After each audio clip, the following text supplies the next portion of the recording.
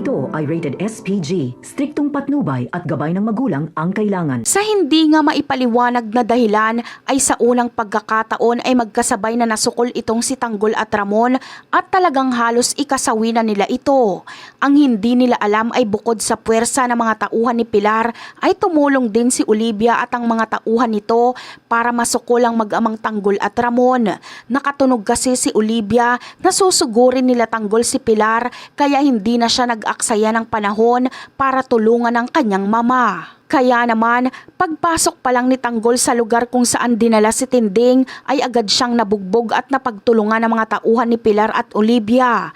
At dito nga ay nakarinig na ng putukan itong si Ramon at Marites na naghihintay lang sa labas. Kaya agad ding pumasok si Ramon sa loob para sana tulungan si Tanggol.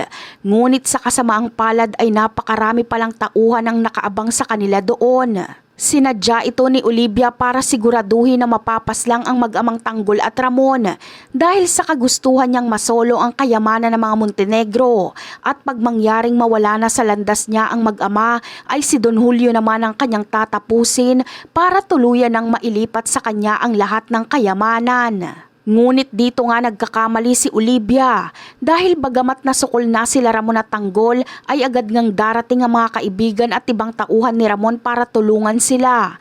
At dito ay makakaligtas pa sila Tanggol at Ramon.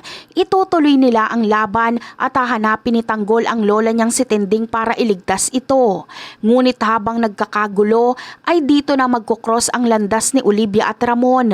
Dito sila magtatagisa ng galing kung sino ba sa kanila ang dapat matira. At dito ay siguradong si Ramon naman talaga ang mananalo. Ngunit agad ding makakatakas si Olivia para iligtas ang kanyang sarili. Hindi na uuwi si Olivia sa mansyon ng mga Montenegro dahil magtatago na siya. Ngunit kakampihan pa rin siya ni Don Julio dahil sa kadahilanang gusto ding iligtas ni Olivia ang kanyang ina na si Doña Pilar na siyang mahal din ni Don Julio.